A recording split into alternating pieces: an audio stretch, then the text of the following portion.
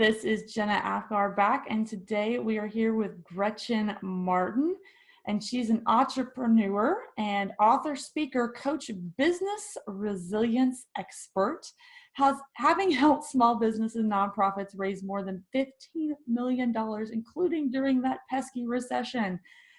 But more, and my favorite, is her 3 decades of work as an anthropologist, coach, and comedy performer. So you're in for a little treat because she's got jokes. And at that, I'm going to ask, how did you ever get there? I was going to say, now there's all this pressure that I have to be funny. You need to have us rolling 24/7 the whole time. But actually, it's a longer story, but the short version, I was at a women's conference, and there was a coach doing an exercise, asked for volunteers. I volunteered and rolled forward, and I got chosen as the expert with suggestions from the audience in butterfly football.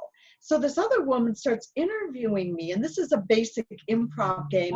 And I found these answers just coming out, and everyone's laughing. And the next 2 days of the conference, I'm like, "Hi, I'm Gretchen Martens," and they say, "Oh my gosh, you're the butterfly football lady." And I'm like, yeah, And so I got curious, like, well, what the heck was that just happened? So that got me into improvisational comedy. So I live in Dallas, and I'm actually a comedy performer at Dallas Comedy House. So I've been doing that, gosh, about 2.5 years now as a performer. And I went through their whole training program. Oh, wow. Which was like 5 sets of classes. So it's super fun, and I really integrate that into maybe some gentle irreverence in my coaching practice, but absolutely when I do workshops and team building, we'll do improv games, because the fundamental of improv is actually communication and trust, which is really what every business needs. And so today you're doing, your conversation is about creating success in troubled times. I feel like, having been through the ringer myself, that comedy plays into that, because you just sometimes have to laugh. Like I was telling you before this, one of our speakers, Jeroen, his didn't record, and there was lots of cursing, and then I had to break out in laughter. Like if I have to do a highly edited, me with a screen share, I will replicate this.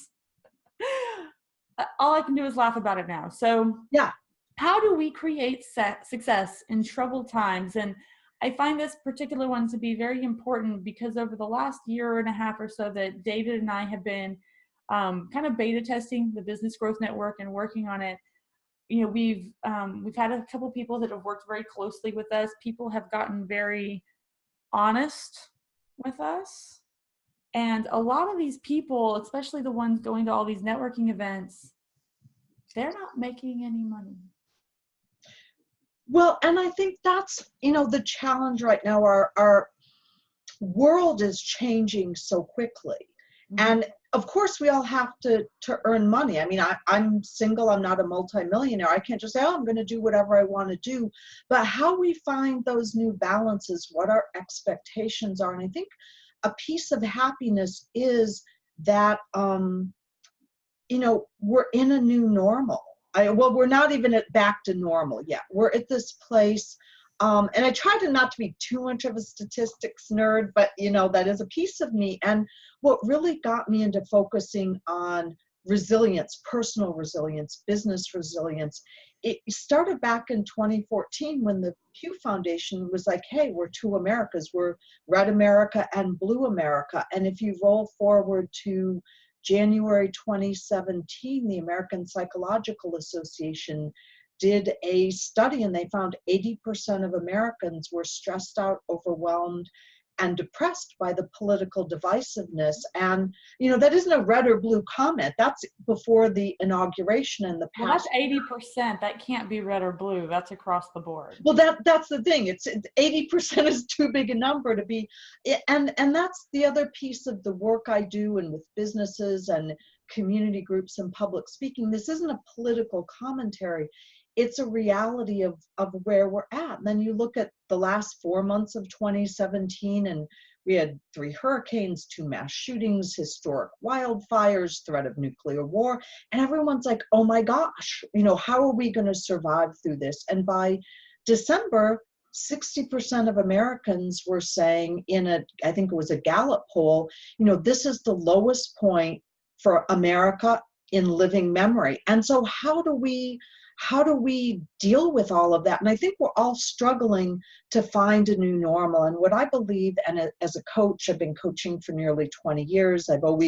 My daughter, when she was little, she's now 29 and a civil rights lawyer, but she used to call me the professional volunteer, which was pretty accurate. And so I think that we're struggling to find this new normal, to redefine who are we as Americans? What's our American character? What are our values? How do we fit that into the 21st century? And that is really, really relevant to business, because in business, it's, we have our business, right? And we think it's like, this is our business. And I'm the president, I'm the CEO, and the whatever. Many of us have employees, even if they're part-time, but we also have everything that's going on in the world.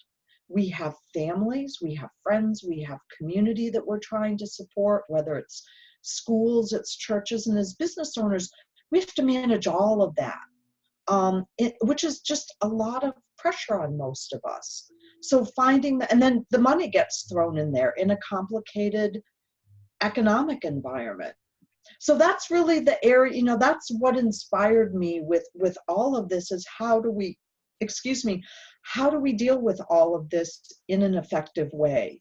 How do we keep our businesses going and find success within the midst? And yet what we also know is that in adversity, there's opportunity. So many, many major Fortune 500 companies like IBM were actually founded during the Great Depression. Interesting. Yeah, I think the Great Depression was a very difficult time for some and a very prosperous time for others. It was the make or break point. And the one that I've heard we've had several speakers already mention it, a particular book. It was mentioned to me, and do I even have it on my desk? I think it was one I moved. This was published during the Great Depression. Yeah. And they had to do a reprint. It sold so many in the Great Depression, but everyone that it catalogs did good in adversity. In fact, they would probably argue that's when you have the most opportunity. Well, and this is going to sound terrible. This is going to sound very anti-comedy, but the reality is, in a depression, in a recession, in any kind of adversity, it winnows out the people that have what it takes to move forward and the people that don't. So in the depression and in the recession of 2008, 2009, many businesses just closed their doors, but it left opportunity. Those were the people that didn't have their ducks in a row. They didn't have the strength, the resilience. Yes, there was some bad luck, but a lot of it, the people, and part of the reason I do this work, if I were to walk you through my whole life, especially the last 15 years, people would say, okay, no one person has that much adversity. And yet you're healthy, you're smiling, you're optimistic. So it isn't like I'm talking out of my, ear and just making this stuff up. And the other thing, because at 2008, 2009, I was in the nonprofit world, you saw many nonprofits close their door, foundations close their doors. But what it did was winnow it down. Who are the ones that really have that core of resilience? Who is it that knows how to take all of this and you're reduced down to this and you have to start again? And it's the people that start again that over time show that resilience. What we know from research is that the people who are most successful over the course of a lifespan are the people who are big risk takers, right? So people like me, I'll try 100 times, I'll fail 90, but I have 10 successes over the course of my lifetime. The people that are like, oh, I don't know, they're really good at assessing risk, they only try 10 times and they only have one success. So it's, people say, oh, don't be a risk taker. But those of us who are able to take well thought out risk in the long Operational run. risk management. Thank you. That was the word. I'm like, what's that There's a word? military word for that. The idea of taking your risk and managing what's the real risk, what's the best case, worst case, and most probable case scenario, and then what are your possible outcomes, and do they outweigh the risk, Yeah. right? I think the part that kills me, and there's another book, I have that one on my shelf too, mostly because I haven't read it, not nearly as well written, but it's on fear. And the idea is most of these risks that we're talking about, especially for business owners, are not real risk, in my opinion. They're a risk to their ego. They're a risk to things that don't matter. There's making a sales call. There's practically no risk actually involved. Well, and I'm not sure you know this about me, but I spent 10 years working with military in transition. And that was one of the points in working with business owners. And they're like, well, what if this fails? It's like, so what? Like when you're in the military, and are you a veteran? I'm a veteran. I thought you were. So when you're in the military, you're a veteran. The choices you make often are life and death choices. In business, what's the worst that's going to happen? You're going to look stupid. I mean, oh my gosh, I'm going to turn 56 in about a month. The number of times I've looked stupid, made a mistake, had to apologize, it happens, but I don't make choices. Well, when you have babies, you do, but mostly in business, we don't make choices that are life and death decisions. You lose some money. Okay. 2 years ago, I was on the cusp. So I've been working in the veteran space. I was negotiating two $5 million projects that I created, not to be like, yay me, but they both blew up within 3 weeks of each other in November 2015 through no fault of my own. And I had to start again. And everyone was saying like, oh my gosh, like this is what you've been working for 8 years, right? I've worked to build all this stuff and to gain the credibility, and it all collapsed. So it's like when that happens, you basically have three choices. And this is also not very comedic, but you can commit suicide. You can give up and make bad choices, become a drug addict, become an alcoholic, weigh 400 pounds, become homeless, whatever, or you pick yourself up and you start again. And that's the resilience piece. For anybody listening, if you could choose number 3. Yeah, please do. Or the other two. Well, yeah, and that was, a piece of irreverence, but actually, yeah, I need to backtrack that a bit, given especially the significant increases in suicide in our country and with our veterans, guard, reserve, and active duty service people. Yeah, that piece is not funny. So in the context of just talking about veterans. I totally get what you meant. Like there's only so many options. And yes, unfortunately, the veterans, and I actually just looked up the stat for female veterans. It's even worse. Yeah. But I mean, that is kind of true. Like you have options. And I would maybe even say there's a fourth in there. There's like this one mediocrity right before, you're not completely letting yourself go, but you're happy to stay safe in mediocrity. And that, I might reframe in a different way because, being a military veteran, and I just want to be careful not to stereotype people, but people that go in the military tend to have some resilience. They tend to have grit. Call it grit. Yes. I know people in my own life who are wonderful people that I love to death, and they're not very gritty. There's that new book, Grit, or fairly new. Oh, is there? Okay. Yeah, it's got, and I think it's Angela Duckworth. But anyway, there are people for whom they don't have that ability to step out, and that's okay, or they don't have the big dreams. And that's the client that I almost had a few years ago. And she came to me and she said, oh my gosh, like, we don't have a strategic plan. We don't really do anything with our website. We don't have a marketing plan. We don't really do any advertising.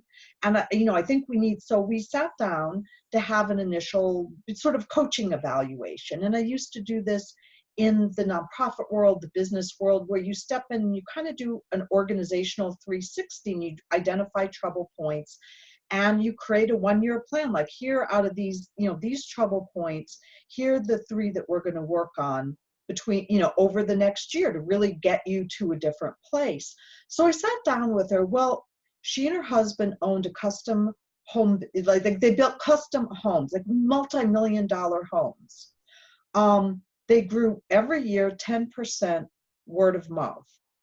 They had 3 daughters under the age of 10, and work-life balance and family time with their daughters was very, very important to them. So she's laying all this out, and I said, so what's your problem? She said, well, we don't have a strategic plan. We don't do marketing. I said, are you looking for a bank loan? She said, no. I said, then you don't need a business plan. Do you want to grow more than 10% every year? She said, no. And to grow 10% word of mouth in that industry is extraordinary. I said, then you've created a model that works for you and your family, but there's all this pressure within American society. You should always want something more. But they were doing really well. I knew the neighborhood they lived in. They had a lovely home. They had everything going for them, a happy marriage. Their 3 kids were doing well. And so I think that's the part of, you could look at her and say, oh, well, that business is very mediocre. They're not really doing anything. They could grow twice as much. But they were living their dream. And so keeping those goals in alignment, and that kind of comes back to what you said about money. When I say mediocre, I will say this. I don't mean, if you're doing what you want to do, I don't want to be confused anywhere here, and you have the life you want, and that's what you want, that's not mediocre. Mediocre is when you're working a job you hate, with a boss you hate, with a salary that's not sufficient to even get your own apartment. That's mediocre. And you're okay with it because you tell yourself, oh, well, this is just where I'm at right now. It doesn't matter. Yeah. Well, and that's actually my whole story of going to Bhutan. And that's how I got to that. It's sort of like there was Bhutan, and then there was the, finding success and hope in adversity. But back in March of 2017, I was working full-time internally as a coach. Loved my clients, hated the organization. It got more and more and more toxic. And literally every week we'd have a new set of rules that we had to follow that intruded on my ability to provide good coaching to my clients. And over 3 months, my client load doubled to the point where I had 90 clients. And my coaching friends were like, how did you do 90 clients? And I had to really cut back on quality. People couldn't get appointments with me. The people I'd worked with for a long time were like, I can never get on your calendar. And all I could say is, I just have to do 30 interviews and I'm overwhelmed. And it was. And so the breaking point for me, I'll just be honest, and I share this. I always hate those people that go on and on and on about themselves, but I think there's a point of sharing honesty. So the honest truth of the matter of what happened that caused me to finally say, I can't do this anymore. I had a client who'd sort of disappeared. And so I just did not reach call because I was worried about her. And I get this intuitive sense. And it's like, she was always really regular about calls, and I haven't even gotten an email from her. So I actually got her on the phone and like, hey, Susie, how's it going? She said, I'm so sorry I haven't called you. She said, 6 weeks ago, my cousin died. 4 weeks ago, my dad died. Unexpectedly. And I said, oh my gosh, I'm so sorry. So we chatted for a few minutes, but I had other calls. Someone had missed a call, so I picked up the phone to catch her. So the normal Gretchen would start dripping her emails. Hey, Susie, just wanted to let you know I'm thinking about you, keeping you in my thoughts and prayers, whatever I say, right? I couldn't remember who she was. I had 90 clients. About 60 of them were women. It was about 2/3 women, 1/3 men. I had so many clients up here, and she was on my calendar because it was an outreach call. And I had so many clients, like if I had 10 calls, my call notes might be kind of slim. So whether I just forgot to put a call note in, whatever, I couldn't find her. I went through all my records, could not find her, which to me as a coach was devastating. And I was on the phone with my coach. And I told her this, and I was almost in tears. And there was a very long silence. And as a coach, coaching isn't consulting. You don't tell people what to do. And she said, you need to leave. And I said, I know, this is a direct assault on my core values, on how I treat human beings. And so that led to, I was having a happy hour with some friends, and I shared this story, and I literally was almost crying, drinking wine in this restaurant. It was like, I mean, this is just not who I am. It's not who I am, right? And I realized as a coach that I was stuck. It's what you were just saying, that I wasn't mediocrity, but I was in a toxic environment that I had trouble eating. I had nightmares. I mean, it was really getting to a point it was unmanageable.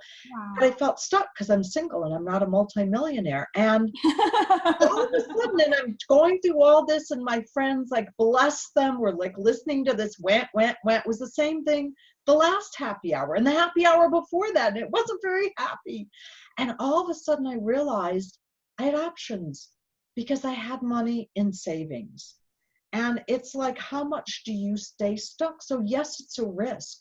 But what was the risk? And actually, before that, this horrible incident with this coaching colleague, I actually wound up in the emergency room thinking I was having a stroke, and it was diagnosed as workplace stress. Like, I carry all my stress in my shoulders, and everything tightened up so much. I started having random numbness, and I'm first aid and CPR trained, and when half my face went numb, I went, oh my God, I'm having a stroke. And they're like, no, we did all these tests and it's stress. So anyway, that was March 3rd. March 4th, I went to sleep, woke up in the middle of the night, my eyes pop open. And I'm like, oh, I need to quit the soul-sucking job, go to Bhutan, study happiness, come back and write a book called Think Like Bhutan. Now, on the surface of it, that's insane. To quit your soul-sucking job that has a soul-sucking paycheck and soul-sucking benefits, take 5 figures out of your savings and go to a foreign country you've never been to before all by yourself. That's But some dumb, irrational thinking stuff I would totally do. yeah, but it had to do with, so basically the only word I have for it is calling. Like, I've read stories about nuns and priests and other people. And this is the 4th time in my life in the past 10 years or so that I've been through, well, actually longer than that, been through this energy. I know the energy. And in that moment, I knew that was what I was meant to do. And it's turned out to be the best thing I've ever done. It's turned out to be a watershed in my life that has led me. It's like, my metaphor for life is like, you shoot me out of a cannon and I land in the trampoline, in the net, and the clown car comes up and it grabs me and they stuff me into another cannon and I'm shot out again. This is what life has been like since May 1st when I came back from Bhutan. So March 4th, March 31st, I left my soul-sucking job. April 9th, I got on a plane, flew to Bhutan via India and Nepal, India on the way in, Nepal on the way out, and spent 2.5 weeks traveling through Bhutan, starting in the eastern part, well, for you it would be the eastern part, to the western part of Bhutan, with a driver and a guide. Just, talking to people, going to villages, temples, learning about why Bhutan is such a happy country, because it's the country that started the global happiness movement back in 2011. No, that's I feel like some of the best ideas are the ones they come into your head. Your brain has processed the information. It's churned out an idea for you. And then all too often I think we shut it down. Yeah. I remember there was a time I hadn't graduated college yet. I still had 3 months. I did have a savings that I had put together for, the crazy things in life that happen. And I remember being at my daughter's school. She was in kindergarten. What can go wrong in kindergarten, right? Well, I'm staying with my grandmother. It's an old neighborhood that's turning into not a wonderful neighborhood. And her school, I'm like, okay, well, maybe they're poor kids, but let's not be elitist, right? They're good. They're kindergarten kids. It can't be that bad. I went to pick up my daughter, and a 5th grader looked her there was me and my daughter, a fence, and this fifth grader, and she looked her Mhm. straight in the eye and I'm going to beat you up tomorrow. And like Oh in a my way God. that she meant it. Like in high school, I would have never been that brave to, threaten someone in front of their Mhm. parents. And when I went to go walk it out, she thought I was walking to go get her. I was walking to the principal's office. This little girl runs, and I go talk to the principal's office, and I'm like, I'm reporting this incident. And, oh, well, you don't know her name, so we can't do anything about it. Mhm. And then my daughter tells me she's done this before, and she actually hit her in the bathroom. Oh And my she didn't tell me gosh. because she thought she'd be in trouble. And I'm trying to communicate this with the office, and they're like, basically, we don't care. And we had already had this issue with the lice, and they didn't care about lice either. And I was just like, I'm done. Sign her out. Oh, school's already over. No, I mean sign her out of school Yeah. right now. This moment. Oh, well, the computers are down. Use a pencil. And so I made them sign her out of the school in, like, I think February. I still had 3 months of college, Mhm. and I calculated all my expenses. And I was like, we're going to get an apartment in the probably the worst apartment in the best neighborhood in Dallas, and you're going Yeah. to the best schools. And it's not even a decision. I'd rather live in the worst apartment and get you in the best school just to avoid that situation. But yeah, Absolutely. calculated all those savings out, and I was like, we're good. I don't have a job lined up, but we're good.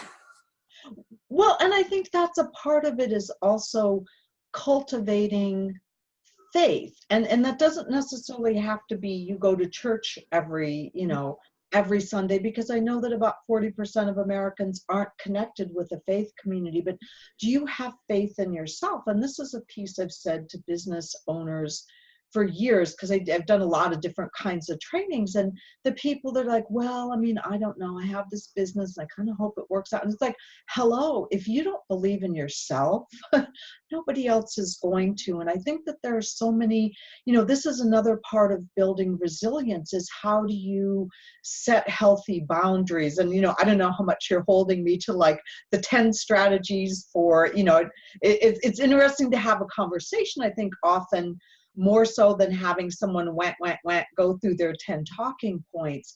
But this is a really big one, is setting healthy boundaries. And who do you let in? Who do you not let in? And part of my life in different phases has really been basically inviting people out of my life. And I respect.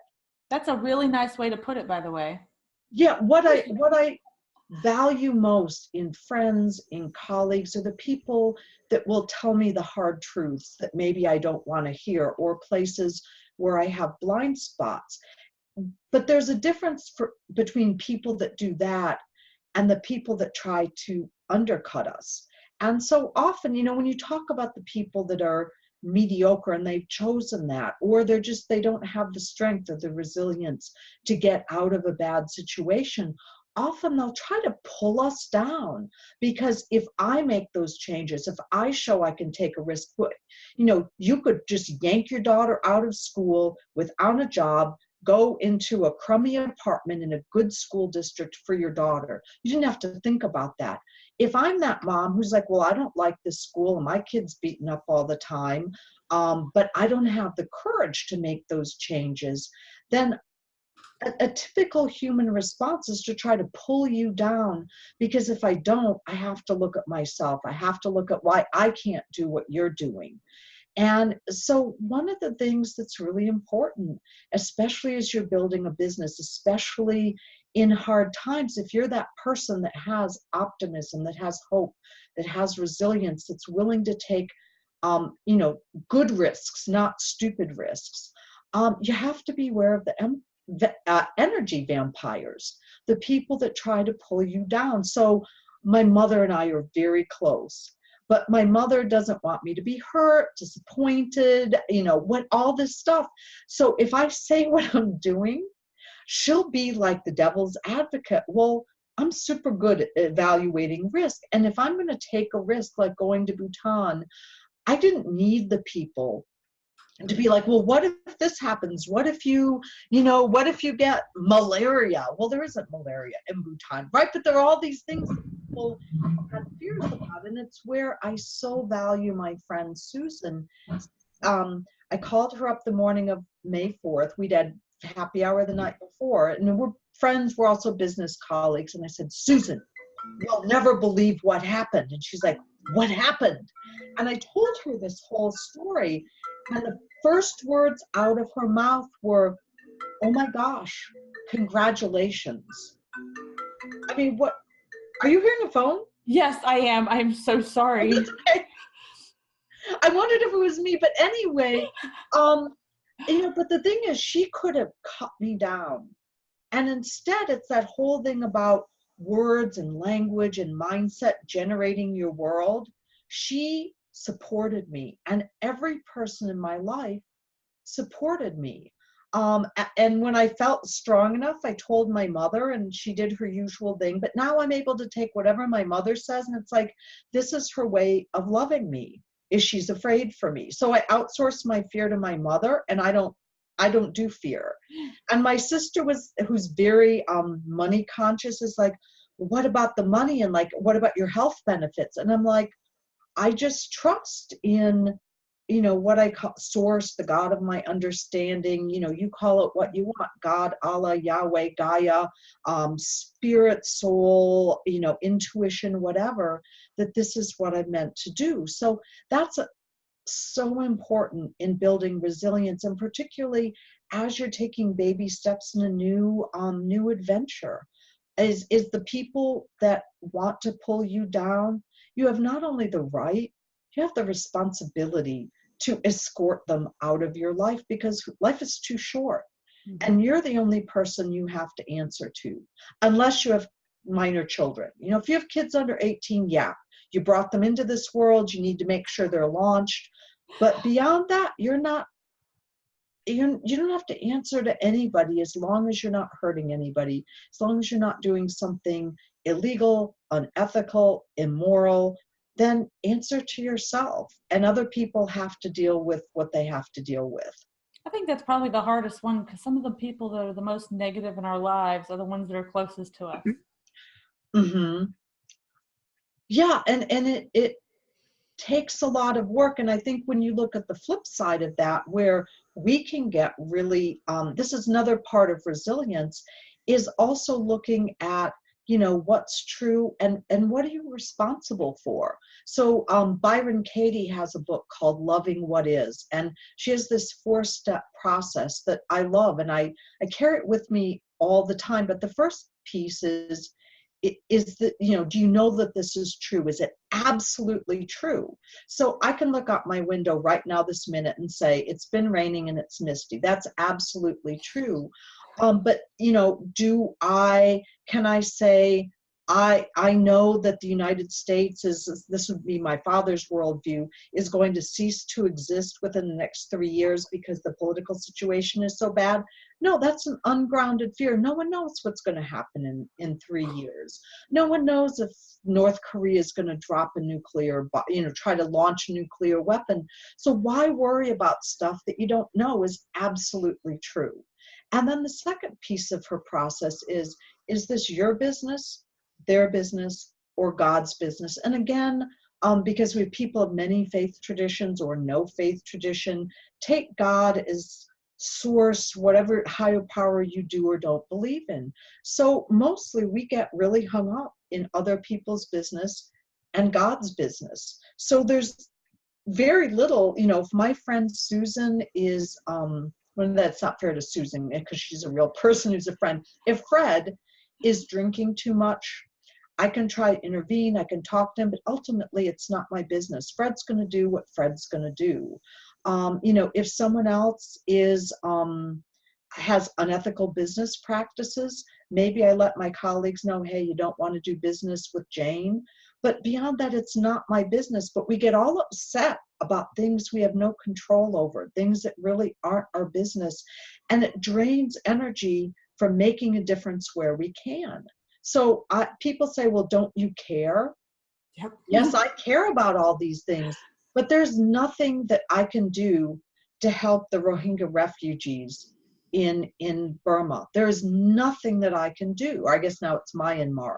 I have no capacity for action. So yes, I'm concerned, or what's happening in Syria. I read the articles, I stay educated, but I've opted to put that off my plate because there's nothing I can do. And I think this is another place, like look in your life of where you so upset about things that you can't do anything about. See, sometimes I think that means taking yourself out of the news. Mm-hmm. You just have to remove it. I did that about 2 years ago, and every now and then I'll go over and I'll glance, or obviously you can't miss what's on Facebook. Mm-hmm. Especially with I'm a former military intelligence analyst. Oh my gosh. With international manners and information, and Mm-hmm. I just can't handle some of the garbage that's out there. It makes me so viscerally angry. So I was like, feeling angry, it just gotta go. Yeah. It's not even worth it. It's not worth the Facebook arguments. Mm-hmm. I have a client, if anyone's looking for a very real world example, he made a comment that's his truth. It was not everyone else's truth, Mm-hmm. not even on his page. It was Mm. a comment on a friend's page. He has like 30 negative reviews on Facebook now, Oh, how sad. where the world just, they took his idea and posted it out and let it run with it. I have 2 negative reviews, and they're both from non-clients because I posted "Make Facebook Fun Again." Yeah. That's how divisive the world is, that's saying, let's have fun. Well, and I think this is another piece. You brought up several good pieces that have to do, again, with how we interact with the world. It's setting boundaries. It's also practicing self-care. So, you can detach from the news, and people say, oh, there's so much bad news. Well, then don't watch it. Mm-hmm. So I lived in DC on 9/11, and there's like a whole long story around that, but people would say, oh, this is so horrible. My kids and I just sit and watch TV all day and watch the planes hitting the Twin Towers, and I felt the Pentagon blow up. It's like, turn off the TV. Turn off the TV. You don't need to watch that. Your children in elementary school do not need to watch the bodies falling from the Twin Towers. So today, I was 18 and that was traumatizing.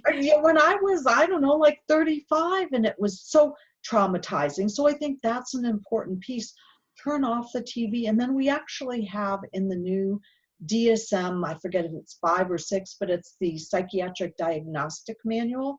There's a new psychiatric disorder called Facebook depression. So you go on I Facebook, saw that. and it's like, Jane has this beautiful new McMansion, and Fred got a Ferrari, and somebody else just had triplets, and and we say, oh, this is, like, my life is so terrible. And one is, very few people put their sad stuff on Facebook. It's kind of like getting Christmas cards. It's like, here's what I did, and here's what I did. And I have a friend who sends these Christmas newsletters. I mean, you would think she leads the most fabulous life, except we talk on the phone and I know what's going on in her life.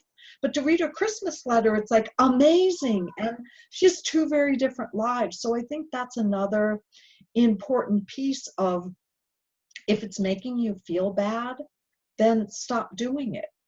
Or I try to tell people to reframe it. Mm-hmm. I've had, and this will be me personally, and anybody who really knows me will understand this. I have gotten the word emasculating ever since I was probably 15. Mm-hmm. I've decided I don't know what that word means. It makes no sense to me. There's no female equivalent. Yeah, interesting. It goes completely against everything, in my opinion, military ingrained in you, Mm-hmm. that you would turn around and tell me, because you told me you couldn't pick up the box, and I picked up the box. I may have asked you to hold my purse while I do it. The only way I could pick up the box. You're mad at me because I took your manhood away for picking up the box. I feel like I just have to let that sit there. Like, in reality, reframe it. If you see someone with a Ferrari and you want a Ferrari, don't say, oh, my life is awful, I don't have a Ferrari. What can I do to get the Ferrari? Well, and I think the other thing is, we make a lot of assumptions about people's lives, and we don't really know. And it's sort of, touches on some different flavor of mediocrity, but we're also, especially in the West, we get stuck in this race to accumulate stuff. And that might be a whole nother conversation. Maybe we hit on this later, how much unhappiness that causes. And so I met this woman, and I knew what neighborhood she lived in. So very, very expensive homes. She had a BMW. Her son did travel soccer. Her daughter did ice dancing competition. She's sharing, oh my gosh, it's like every time she competes, it's another $400 or $500 for her costume. Her daughter's 9. They have a timeshare in the Bahamas, and she shares this great pain. She's almost crying that she can't be home with her children. And I'm thinking to myself, here's a woman who has options. It's like, sell the McMansion and live in a, $400,000 house, replace your 2 BMWs with 2 Toyotas, sell the timeshare, have your son do regular soccer, have your daughter recycle her ice dancing costumes, and you don't have to work 60, 70 hours a week in PricewaterhouseCoopers. But it's like we forget that we have choices because we think we're supposed to have all this stuff, and that's the American dream. And it comes back to, if it's making you miserable, why are you doing it? And I see so many people. I used to work in the inner city of DC, and there's a lot of work showing that people that live in tremendous poverty often have far more resilience and healthier communities because they know they can't play that acquisition game. They can't compete with the Joneses. So they don't even try, and they focus on what they have. So if you have a lot of money and that makes you happy with all this stuff, that's awesome. But the stuff in itself can't make you happy. It's like the icing on the cake. And I have a friend, how can I put this in a webinar, who says, a pile of dog is still a pile of dog, even if you have frosting on top of it. And so I've always carried that with me. It's like in life, if you have all this stuff and you have a great life, that's awesome. It's icing on the cake. But if you have all the icing and you have a pile of dog, what do you really have? That's so cute. You like grunt through the sound. Well, I'm military. I'll drop all the F-bombs. Well, see, this is the thing, because I'm a comedy performer, right? So we'll throw stuff out, but I've had to learn in polite society. And it's like, I haven't, this is online. So this could be in any country. This could be in, a very conservative country. So I've learned to be very aware of the audience and try to control myself, because I never intentionally want to offend somebody. And it's so easy to do. So that was funny. I was there is and I will have to, I'm not sure if I'm currently connected with you on Facebook, but I will have to tag you in this particular post. I think I literally tagged over 75 people now. It was like, you have to watch this. But a friend of mine was like, you should watch a full 1-hour interview of him. So the Facebook version of his, motivational speech, so clean, right? I mean, don't get me wrong, extremely inspiring, very clean. And this guy, his name is David Goggins, I believe. I'm horrible with names. He's a Navy SEAL. I know his language is not that clean. I worked with these guys. It's just not how it works. Yeah. And so I go over and I watch this full 1-hour interview he did. And he actually mentions that the interviewer told him specifically he could be himself and talk how he wanted. And he specifically mentioned, he said, it's better that you're allowing me to curse, because me telling you something, oh man, doing this really hard thing was very hard, doesn't quite have the same ring as, man, it was a blinkety blink blink blink beating. Well, and it's funny because I think when you're a Navy SEAL, you have so much credibility, you can get away with that. But as an almost 56-year-old comedy performer on the side, which by the way is not my main occupation, you have to, you don't get away with quite as much, I think it's how you deliver it. Yeah, I'm probably, when I tell someone I'm ex-military, they're like, oh, so much of it is like, oh, we understand, it's okay. But how you deliver it, like when I was speaking at the veterans event, obviously it's a very different community. I was like, you have two options. I can give you the very stale, very data-driven presentation, and it'll be good information. Or I can slip into some very passionate speech, but I'm going to drop several F-bombs minimum. And by the third speech, somebody raised their hand. They're like, you've been really good. You've dropped 0 F-bombs and used the S word once. And I was like, wait for it. My voice is out. It's the end of the day. I didn't even know I was giving the third presentation. I was only signed up for 2. And of course, out of all the ones to be signed up for, the third one was the most technical. I didn't need slides for the other 2. I really need them for the third one, and I didn't have them. So I had to physically open up my active campaign and be like, we're just going to bleepity work through this. But it's got its, again, I work with gritty people. We climb in the mud together. F-bomb doesn't seem so bad. But I do want to kind of refocus, like we've been in great conversation, by the way. And I think the stories are really important because it frames out what it actually means to do some of this stuff. That it is that drastic that you drop your job and 2 weeks later you're on a plane to where you actually really envision yourself being. If you had 3 takeaways for people to live, we'll say more optimistically, more resiliently, a little grittier, which I believe is all absolutely necessary for a business owner. What would those 3 takeaways and those like daily mental thoughts be? Daily practices? Yes. Or weekly. What's that?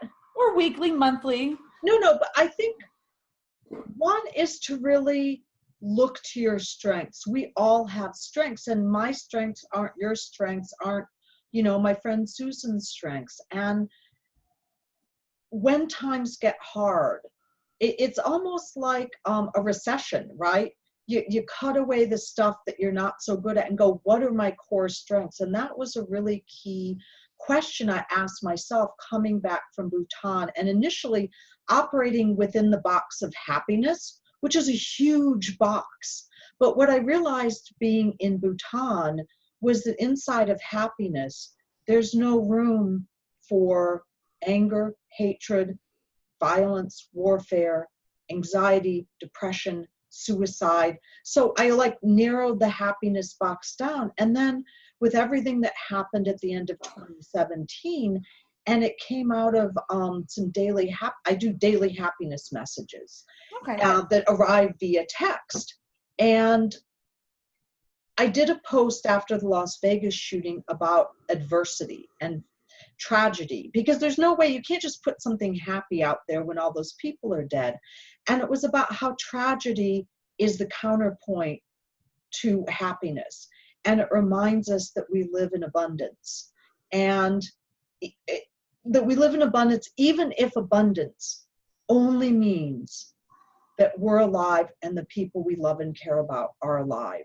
And so it's like keeping really, so that sort of led me to where I'm at right now, and really focusing within happiness on resilient happiness. That's the there's a Facebook community that's free called @Resilient Happiness. That's, that's a place to go. That's my main focus right now. So that's building on my strengths as a coach, as an anthropologist, to explain culturally what's going on. How did we get here? I used to live in rural East Texas. So I came from DC to rural East Texas. Those are extremely different communities, and with very different mindsets, not good and bad, very different. So I find I can talk to the 2 different sides and help to say, these are how different people think. So really looking at what are my strengths in the work I do with team building and all of this stuff that's in the environment and political stuff comes into workplaces. There's a ton of literature on that. So how do we take that out of our workplaces so that our teams work better together? So I think, it's like, know your strength. The other thing in today's world, you have to be very proactive and present. You have to constantly look for opportunities and be ready when those opportunities present themselves. So I found just in my own life, pieces come up, like all of a sudden after this epic collapse in November of 2015, within the next year, I stepped completely out of the veteran Which space. one was the 2015 one? The two $5 million projects. Oh, that one. Okay. Yeah. Yeah, there were so many epic I was thinking, tragedies in my life. is that the global, like, did we have another recession and I missed That it? that was personal for me. Okay. But what I find now, as I'm focusing on happiness and resilience, all these veteran pieces are coming back. And I still have a very well branded presence as the veteran lady, which was a name that was lovingly given to me by somebody who's like, I remember you. I saw you speak the first time. It was this little old lady. She goes, "You're the veteran lady." And I went, "Oh my God," like, and this name followed me along in conferences. And I was complaining to my marketing and branding person. He's like, "Gretchen, your target audience is telling you who you are." And it was very hard to step away from that identity, but it's coming back. So I proactively look for ways to bring these pieces together. So when, like, the more adverse the times, the bigger the challenges, the more you have to take care of yourself, be watching and waiting for the opportunity. And when it presents itself, you have to jump off the cliff and hit the parachute on the way down, because life is not going to wait for you. So I think that that's also a really, really big piece. And then, so, we have build on your strengths, be proactive. And then I think it's maintaining optimism and hope, which it's easy and it's not easy, but a big piece of that is practicing gratitude. It's being of service, being a servant leader. So what we know from research is that when you commit an act of service, it raises your own happiness by 17%. So someone asked me, so if I do 6 random acts a day, will I be twice as happy? Well, I can't quite guarantee that.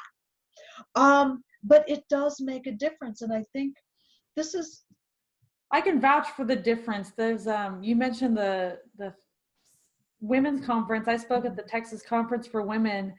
I got pinned down as the speaker 2 hours past my speech. Just questions. Yeah. You don't want to tell anyone no. And then they called the end of the event, left the event. I had to park a mile away because Austin doesn't have good parking. mm-hmm. And so the bus is taking me and then the bus isn't moving. And there was this massive protest, like the kind that, oh my gosh. And it was right at 5:30 as everyone's leaving downtown. It's right as, 5,000 people are leaving this conference. It was completely landlocked and I'm like in hills. Oh my My gosh. iPad and my phone are dead. And I got off this bus and I was like, I'm just going to walk. I'll hump it out. So I walked a mile to my car. I am so upset. I am hating Austin right now. And I was just like, I just want to go home. I want to drive to Dallas. I want to get to my family. I get in traffic because, of course, Austin traffic. Yeah. I pull over and the first fast food place is not working. Can't even remember the reason, but it's not working. So I drive down the road and I find a Chick-fil-A and I get in line and I think I'm crying in my car because my feet hurt. And I go to pay and they're like, the person in front of you paid. At Chick-fil-A, not Starbucks, where this is kind of like a normal thing, but at Chick-fil-A, and I was like, I wonder if the person saw me sobbing in my car and was like, she needs, and it changed my whole day. My whole 3-hour drive home was different because someone paid for my meal. Yeah. So I feel like some people, I've heard people balk at like, oh, this pay it forward thing at Starbucks is stupid. It's not helping anybody. It can completely change your day. Something as simple as a smile. Well, exactly. And this is, so many people, I think, are feeling hopeless with everything that's going on, with all of those where we started out, which is, the financial challenges when you own your own business. And everyone thinks it's so glamorous. It's like, yeah, those 80-hour work weeks where you worry about making payroll are super glamorous.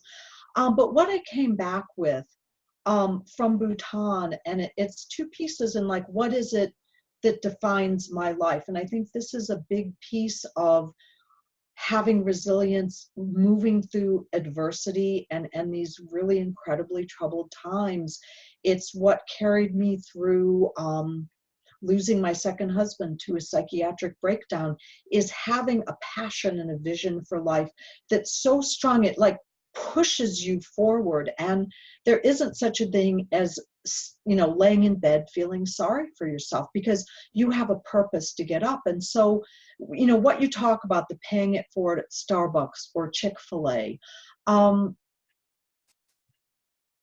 it's two pieces. It's this piece about, inside of happiness, you can't have war and suicide and all of these other things. If you look at the Renaissance of Europe in the 1600s, that was caused by 1,000 people. If you play that forward to today's population, that's 15,000 people to reinvent the world, to create a new global renaissance. And if you look back to 2009, the Dalai Lama said at the Vancouver Peace Summit that the world would be healed by Western women, which is quite extraordinary that the head of Tibetan Buddhism is looking to people like you and I, or you and me, to heal the world. So my vision is, and my mission and my purpose in however many, days or decades I have left, is to generate, and I phrase it as those 15,000 Western women, non-Western women, and alive thinking men who want to commit to doing good in the world, whatever that looks like for them. Maybe once a week you buy someone a Starbucks or Chick-fil-A. Maybe you write your congressman. Maybe you volunteer at a nonprofit. Maybe you commit your business to align with a nonprofit doing cause marketing, which is a big piece that's near and dear to my heart. Whatever that is, but 15,000 of us doing something in the world every day, every week, it's impossible energetically for that not to create a difference. It's just simply not possible. And when you look at the impact of social media and email and all of the communication that we have now, it either takes less than 15,000 people or it accelerates really, really quickly. And I think that's an important part of the message that I have for all people who don't want a mediocre life and they're just like, I've given up, life just is what it is. If we all do something, it will make a difference. And what we have to do is keep that faith, keep that hope, keep that optimism, act with resilience, and we will make this a better world. And I think business owners have a very unique position to do that. So right after January 1st to January 5th is the summit. And then the following week, David is relaunching a revamped vision challenge. We've taken everything out that were stumbling blocks. And I do believe that vision challenge, the ability, as you said, to define a clear vision that you have to get out of bed for. You could sleep until 10, but you will get out of bed at 7 in the morning to make it happen. You will cry if you reach a stumbling block, that you just have to make it happen, and really defining what that vision looks like, defining how you're going to get there. But more so as a business owner, what would he be? Like a great uncle? I'm not sure quite. Some of my, we get extended family, we don't really know them very well, right? Or we see them at family reunions or events, but we don't know them. He owned a meat shop. I never even realized he actually owned it, not just working there. And when he passed away, it actually made national news. Because one of the things that he did with his business, if someone came in asking for free food, not only would he give them free food, he'd give them a job. Wow. And he would cultivate them and be a mentor to them. And there were so many people in this small community of Belton that just knew him because, one, he'd give you food if you needed food. And I mean, we're talking like he had a meat shop. It's not inexpensive food, it's good food. Right. And then he would give you a job. Hey, can you start by sweeping out the back? Can you help me run the front a little bit? Can you run the register? Like running the register, not even like the worst job, building them up and trusting them in some of the core positions. And those were the people, those were his employees, were the people he helped. And I feel like every business owner, there's such if you have a scarcity mentality, many of our speakers have talked about scarcity mentalities, and you don't want to share what you have, then as a business owner, you will shrivel. Your business will never grow. I know that David and I both will just offer you, if you're in a position where you need it, we'll give you a free 1 hour consultation. We'll do this. And every business owner I've ever known that has succeeded has given back somehow. Exactly. Well, and I think this is the thing when you look at, the big picture of what's going on, particularly in the United States, to a lesser extent, I think we could say, the West. And I lived in Washington, D.C. area for 19 years. So I feel like I can say this, we have to get really real that our problems are not going to be solved by Congress. And on both sides of the aisles, plus the independents, it is gridlocked. And if you look at and so that's the potential for businesses, small businesses, big businesses. That's where change is going to come from. And as small businesses, we have tremendous capacity to make change in our own community. And if you look at the history, we'll just stick to the United States. This is how every major change, every major movement, every major event has happened. It's the Pilgrims and the pioneers and the move westward. It's how we survived Pearl Harbor and the Great Depression. It's the civil rights movement and the women's rights movements. All of those things started with people being sick and tired of what was happening in their communities, and they started to act. It didn't start with legislation. It didn't start with policy. It didn't start with federal grants. It started with people. And I think that's a big piece of where we as individuals and also as business owners have disempowered ourselves. We've forgotten that we have tremendous economic power. Small businesses are a huge economic engine in this country, big business. That's where the real power is. And if we all decide to take a stand for whatever's important, is it the environment, dogs, kids, homeless people, veterans, peace, it doesn't matter. If everyone commits to something and does that moving forward, it will make a difference. And that's like, for me, my sweet spot of like really working with businesses and teams, helping them to figure out how can they do that. But the economy is hard. So there are ways to have a socially responsible presence and message that builds your business. But you have to have the vision first. You have to know what you're doing, and you have to be willing to commit. And that's the big thing. Lots of people go, oh, well, I care. Well, caring is when you do what's convenient. Commitment is when you do whatever it takes. Yep. And that's the place where I like to play. What are you committed to that you will get done no matter what? And then let's find a mechanism to do that. And I know in the military, you absolutely get that. Not even being a Navy SEAL, like that's so ingrained in our military. You do whatever it takes and you don't leave anyone behind. Very good points. Now, I believe you had an offer for everyone, for all the members that were paying attention. I do. So didn't want to let you forget it. Yeah. So if you go to, let me put up screen share. And I'll put up the link too up above here, so it's easy. Okay. Here we go. Screen share. Okay. Are you seeing that? Nope. Oh, there we go. Okay. So, and are you seeing the whole thing, or are you also seeing my picture? I see everything. Okay, so let me move this down. Yeah, I'm mostly technologically adept. So my website is GretchenMartens.com. I also have a splash page, 123, BeHappy.com with a typo. There we go. So on 123behappy.com, you'll see a link to a free ebook called Finding Hope in Troubled Times.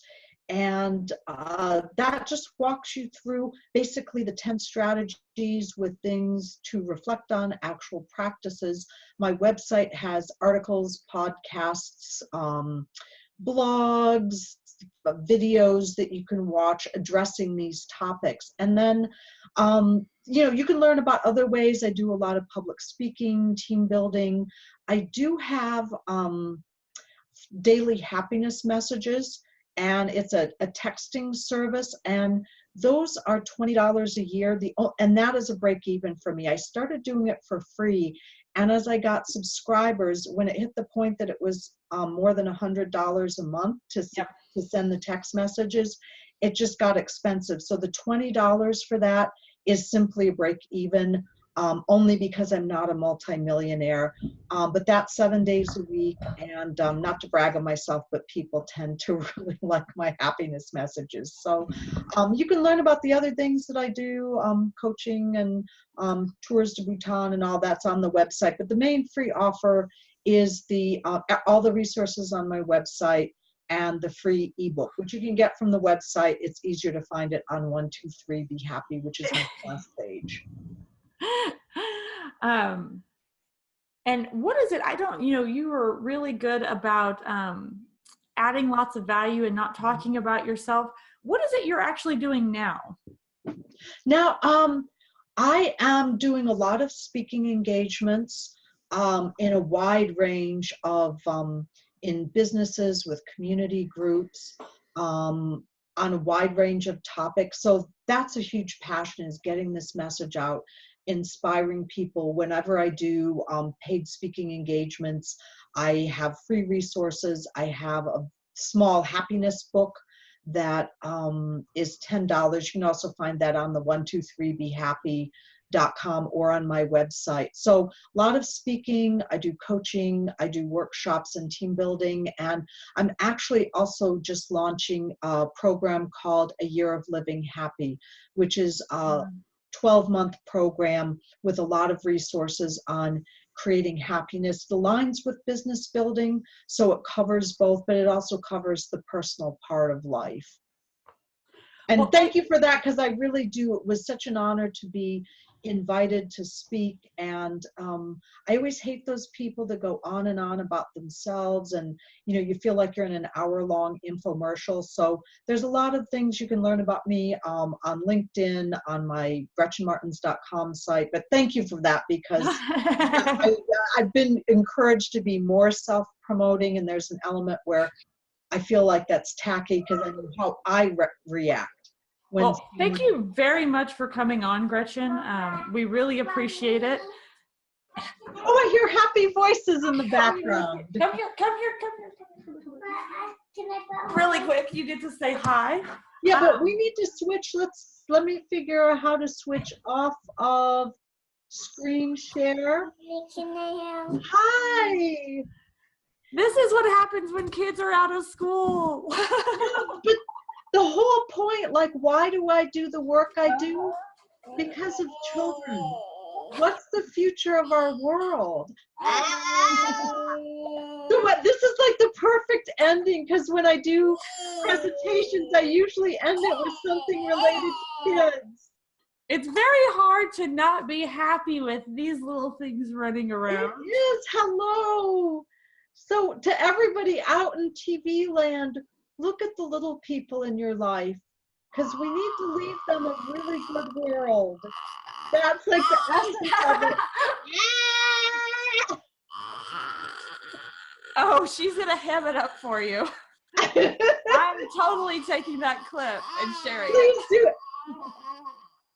Go like this, go like, Oh, She's got that one. Okay, say hi, Bella. Hi, Bella. Hi. How old is she? Yeah, in a minute. Is that your amazing mom? Inside voice. Okay. Hello. Hooray for moms and dads. All right, Bella, go. Thank you very much for participating, though. Oh, no, it really is. My mom's a child therapist, so really the ultimate why in the world is kids. You're making this difficult. Can I have 60 seconds of quiet? No. Thank you for being honest. But after this, we do have the Listen to challenge your mom. Facebook group for everyone, and that's absolutely free. And we'll have you over and I'll tag you after your post for everyone to ask questions, because obviously this is pre-recorded. And we'll be adding some Cards Against Mundanity from Jason Troy to start some conversation similar to your happiness text, I'm sure, but these ask probing questions to start building relationships. And we have a lot of great speakers that we'll have over there, including yourself. Yeah, I'm excited to see the other speakers. I know, it'll be so much fun, and I'll make sure that you get all those emails too. Any final thoughts before we go? No, just, listen to that inner knowing. You know what you want. You know what makes you happy. And listen to that, and don't let anybody stop you. Never let anybody stop you from following your heart. Uh-huh. Yeah, follow your heart. Say bye-bye, Bella. Bye.